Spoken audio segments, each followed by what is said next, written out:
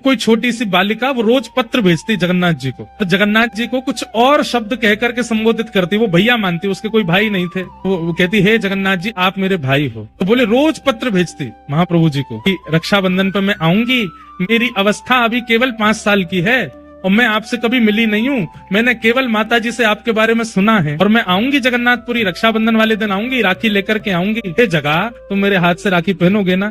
ऐसे बोले महाराज जी। वो रोज पत्र भेजती थी और हर पत्र में दिन लिखती थी, अब रक्षाबंधन में इतने दिन और रह गए, इतने दिन और रह गए, इतने दिन और रह गए। बोले मैंने वो पत्र पढ़े और पत्र पढ़ करके उनको पत्र वापस भेजा उसके निवास पे कि मैं मंदिर का ही एक अधिकारी पत्र लिख रहा हूँ, मैंने तुम्हारे सारे पत्र पढ़े और सब जगन्नाथ जी को अर्पित किए, रक्षाबंधन वाले दिन तुम आ जाना और मेरा दफ्तर यहाँ है, मेरे दफ्तर पे आके अपना नाम बता देना, फिर मैं तुम्हारा हाथ पकड़ के लेके जाऊंगा और महाप्रभु जगन्नाथ जी को राखी पहनवाऊंगा।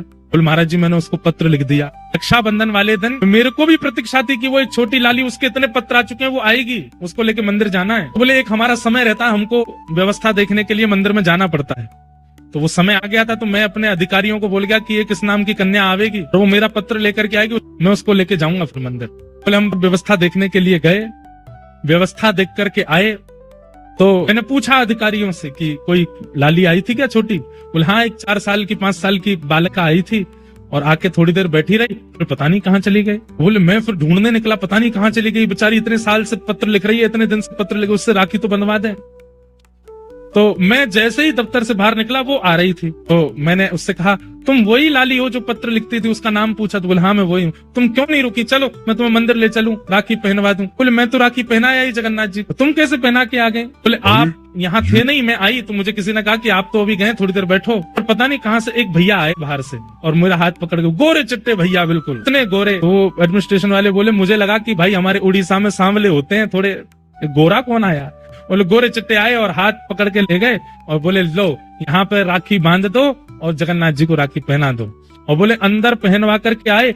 महाराज जी आश्चर्य की बात ये थी कि मेरे मंदिर से निकलते और मेरे लौटने तक इतनी देर कपाट बंद थे, महाप्रभु जी के, जगन्नाथ जी के दर्शन हो ही नहीं रहे थे, फिर वो राखी कैसे पहना के आई भीतर? मैंने उससे पूछा तुमने राखी पहनाई, जगन्नाथ जी को देखा? बोले हाँ।